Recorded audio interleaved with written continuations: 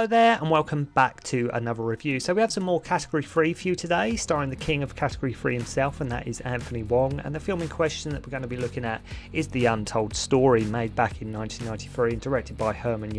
Also starring in this film we also have Danny Lee. Now the film is actually based upon the notorious 1985 Eight Immortals restaurant murders, basically where a whole family did get slaughtered, and even something as horrible, gruesome and harrowing as that is not safe from the world of movie making. I won't go too much into that case because it's actually really barbaric. Now, like from the world over, fictionalised accounts of true crime stories is very common, but in Hong Kong sometimes they have a reputation for sort of radicalising something so much that it could be sort of almost perceived as offensive and demeaning, especially to sort of like the real life families and people associated sort of with the subject matter in hand. Now, make no mistake, this, like Ebola syndrome, make for pretty disturbing viewing, and are definitely not for the squeamish. But say what you will about these movies, like they do have an audience. There are people that do actually enjoy these kind of movies. Anthony Wong even scooped a Best Actor award for his portrayal in this movie. Now, despite the use of like cannibalism in the real life of not being proved, this was only sort of rumours, with in regards to like sort of what happened. That didn't stop the filmmakers here using it in the movies. Category films were all about shock value, see how much you can push the boundaries of good taste, and what's basically see how far your audience what they can tolerate. And despite the violent nature of these movies, though, there always seems to be a very dark, and I mean dark, sense of humour about them.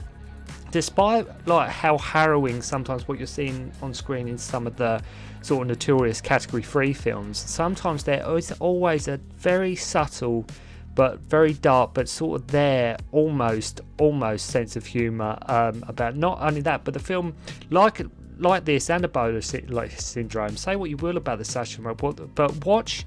If you watch, forget about the subject matter, but if you watch this just for Anthony Wong alone, as this man is playing it so unhinged, and like I've said before, he's one of them Hong Kong actors that he will just about do or try anything. He's one of these guys, like, if you look at his back catalogue and the films he's made, he really just throws himself in there. He really doesn't care. As I say, he just always comes across to me like this actor that will just try and do anything and everything sort of in the role he is playing. I think I would even go as far as to say The Untold Story is pretty much up there when it comes to sort of Category 3 movies, and in terms of like sort of what really sums up a Category 3 film. I mean, look no further sort of than The Untold Story, because I think that pretty much does sum up the genre.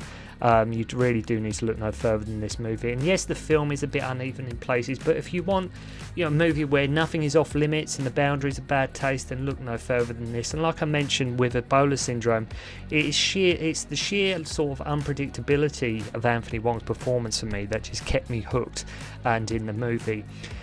And it's not like you follow the cops through the movie and they have to sort of catch the killer. No, what happens is everything like sort of Wong's character does, his reaction, the murders, the disposing of the victims, we go through it with him. We're seeing this through his eyes and what he's doing and everything like that. As I say, it's not like you're on the cop's side and they've got to catch this killer or anything like that. No, we're actually seeing it. We have to go through this with him.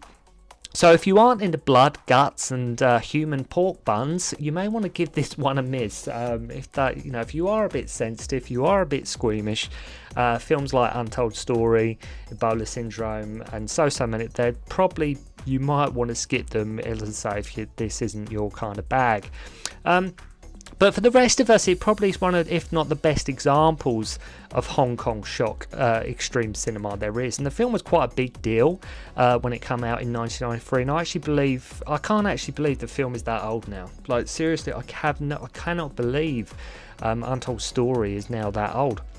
So for an opener, the film starts with Anthony Wong smashing this guy's head to death on a wall, then dousing him in petrol, then setting fire to him, just giving you an idea of things to come and the kind of movie that lays in store. These two boys find some limbs washed up on the shore. You will notice as well just how incompetent as the film goes on, Danny Lee and his police team are. Almost again, like I mentioned, that sense of humour thing, almost to the point that it borders on comedic and it juxtaposes against Wong's his sadistic character, and I think that is what makes a movie like this sort of so fascinating to watch. Like, it isn't like they're like, let's just show violence and blood and guts for the sake of it. There is a lot more going on with the movie than that.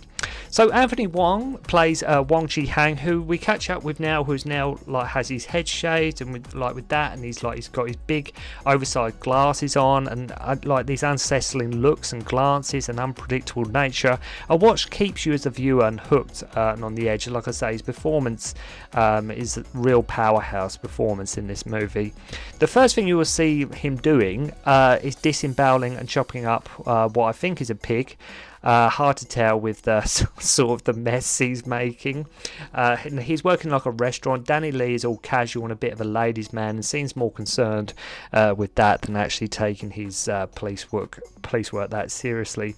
Even like one point he uses the limb parts to get fingerprints that were found. So just as I say, there are elements to the movie where it is a bit, would they do that in real life? I'm not too sure. So Wong cheats like this mahjong game, which his new worker calls him out on when he sees it, and Wong has like a mini freak out. They get a match on the prince, and they seem to belong to a woman named. I'm just quickly glancing over the plot. If you have seen this movie, you know what I'm talking about. If you haven't seen the movie, just sort of listen to my ramblings and enjoy the review. So belong to a woman named I think Chan Lao Chan, and sort of Wong owns the restaurant basically. You say, or so it seems. It seems he owns the restaurant. So after the guy spills the beans that he cheated at mahjong, Wong just, stabs him in the eye and whacks him to death with like a ladle. It's like, this is the kind of film we got here. And naturally, of course, he starts cutting him up, disemboweling him, and takes out his intestines and then cooking his innards.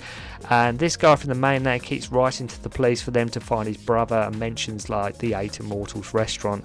And the body found was of a woman whose son-in-law was Cheng Lam, who was the previous owner of the restaurant. As I say, if that doesn't make sense, don't worry about it, but that's just sort of what's going on. So when the police go to investigate, Wong gives them some free pork buns, and you can have one guess, maybe, bearing in mind what I just told you, you probably have one guess as to what is in the pork buns, right? Okay. So love Danny Lee saying like, I don't eat pork, you never know what's in the filling, like when he gets offered one, and it's like, you have no idea, you have no idea what is in that filling. Now this is like, that is a wise man, very, very wise man. We get a really tense scene when Wong gets all paranoid that his cashier is going to sort of sell him out, and it's quite a cool little scene showing just how, I use that word unhinged a lot, but that's how Anthony Wong sort of plays these characters. If you look at a film like this, I keep mentioning Ebola Syndrome, but also the other one I forgot is Taxi Hunter. He always plays these guys that are sort of, they're just on the edge. Like the morals and values they don't really apply to sort of the characters he plays sometimes. He's so sort of warped, and like I say, just the things he does, I mean, it's just, like I say, it's just crazy stuff. Like you think he is mad, then you think like with what happens, like this bit where it's that really tense bit, and you think he's mad at first, and then you think he's going to let her go after he sort of pays her wages, and as she goes to leave, he opens the door for her, and you think, oh, okay, he's not that bad, he is actually letting her go. Then out of nowhere, he just grabs her. And he starts sexually assaulting her, which of course, if anything, it's really extremely uncomfortable viewing. He burns her hand, smashes her head on a table, and basically begins to have sex with her. And you think it's over soon. Then he just uses some chopsticks on her, and I will leave it at that. I will leave that as said. We learn Cheng Lam has like a brother in jail called Cheng Poon, and we find out the restaurant is still in Cheng Lam's name, and our incompetent police force go back to investigate. As I say, the police force in this, they're very sort of lax in their sort of methods and what they're sort of trying to get to the bottom of things. They don't seem, as I say, Danny Lee seems always more concerned with chatting up the ladies and being a bit of a player than anything else. Though they are, to be fair, they are suspicious of Wong at one point, as things he is saying just aren't adding up. Knowing he's under suspicion, he dumps loads of Cheng's things in the trash, and the police are having a stakeout and tell him. They see him trying to flee and recover the bag of Cheng's things and nab him sort of at customs. So he tries to sort of get out because he sort of knows they're on his trail, and he goes to customs and they sort of nab him. And in the trash was Cheng's passport, despite Wong telling the police that he had immigrated and they suspected he killed the whole Cheng family for the restaurant. So the police, being the police, start beating the crap out of him. Get another good line from Danny Lee saying, "This arsehole is really an arsehole." Hell, he said he even makes us look like arseholes or something along them lines. So he gets put in prison and meets Cheng Pun, who, remember, is sort of, as I say, I know I'm dashing through the plot and I'm probably shouting loads of character names at you, but Cheng Pun is Cheng Lan's brother, played by Shing Fui-On, who is a supporting player in a number of Chow Yun-fat, loads of movies, but mainly loads of Chow Yun-fats, but loads of... If you see the guy and you've seen loads of Hong Kong movies, you'll know the guy I mean. All the inmates basically beat the crap out of Wong, all of which the police had something to do with, and at one point starts drinking the guy's urine as he believes it sort of cures internal injuries. And once again you think, okay, he's sort of beaten his over. Then they collar him again and even starts to try and kill himself by slashing his wrists on a recycle bin. He then takes a nurse hostage and with a giant needle. I mean, bearing in mind how unstable his character is, why isn't he sort of strapped to the bed? I have no idea, because they already know he's really unhinged and a bit crazy. Surely for everybody's safety's sake, himself included, it would make more sense to sort of restrain him to the bed. Anyway, we learn that his real name is Chan Chi Leung, and that the plan is not to let him sleep, and basically they sort of want to, like I say, just deprive him of any rest and sleep and give him stimulants, so they'll eventually get a confession out of him. What they're trying to do is just sort of break him down, just like I say, so he just doesn't sleep and he just goes crazy and he just has to fess up to everything that's happened. And the nurse in this is really sadistic, by the way. Not only that, but they start beating him again, and he becomes on the verge of I'd say on the verge of a mental breakdown. Finally, after almost sympathising, oddly enough, with his character, he confesses to what he did and that he butchered the Chung family. And this is all in flashback at this point in the movie, as it's not been clearly laid out how he came to be in the restaurant. It starts off and he's just in the restaurant, running the restaurant. You know something happened to the previous owner, but it's never been clearly explained, and you don't know yet as the viewer sort of exactly what happened. It's so basically they have a flashback and it involves some money, obviously, and this guy couldn't pay, and he's like, well, give me a restaurant then. So he proceeds to go on to ties the family up.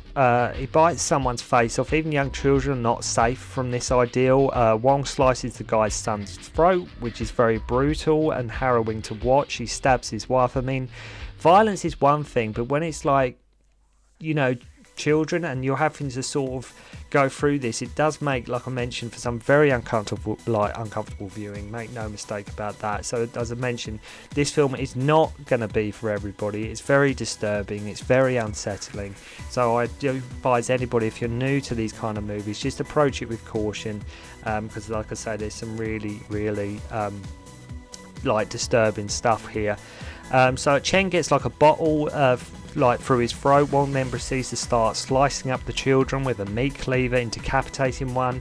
And if you stop watching in the middle of the scene, I can't blame you, as this does contain some of the most shocking things I've probably ever seen in a Hong Kong movie. It's definitely up there anyway in terms of shock value and what you are actually seeing. But the clever part with the filmmaking, although it's all in flashback, this whole scene to the movie it's an ending you'll sort of never forget in a hurry.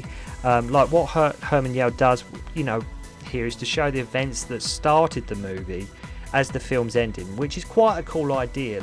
You see the whole sort of setup to the story you just had, but it's the ending of the movie, if that makes sense, which I think that's quite a cool approach to storytelling involved, especially in terms of the structure of the story.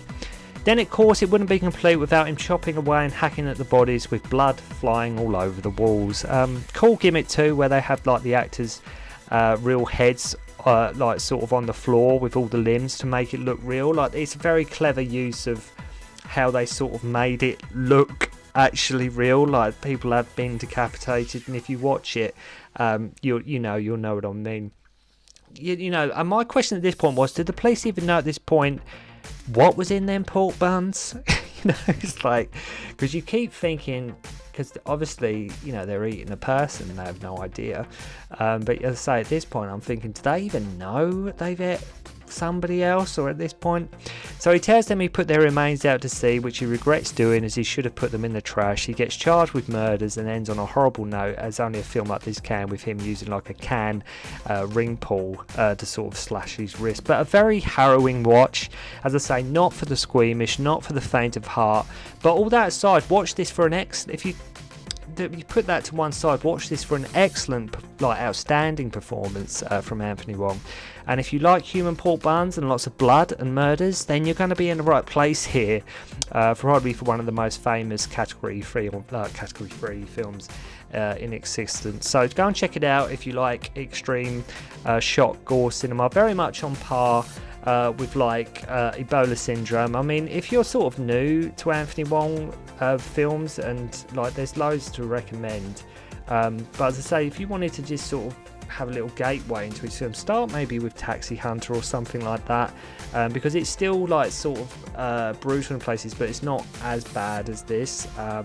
Taxi Hunter was as Wong in it as well, but as I say, if you have seen The Untold Story, let me know what you think. If you've seen this and Ebola Syndrome, which one do you prefer out of the two, and just let me know what you thought of the movie. So thank you very much indeed for watching. Hope you enjoyed the review, and I'll see you again soon. Don't concentrate on the finger, or you will miss all that heavenly glory.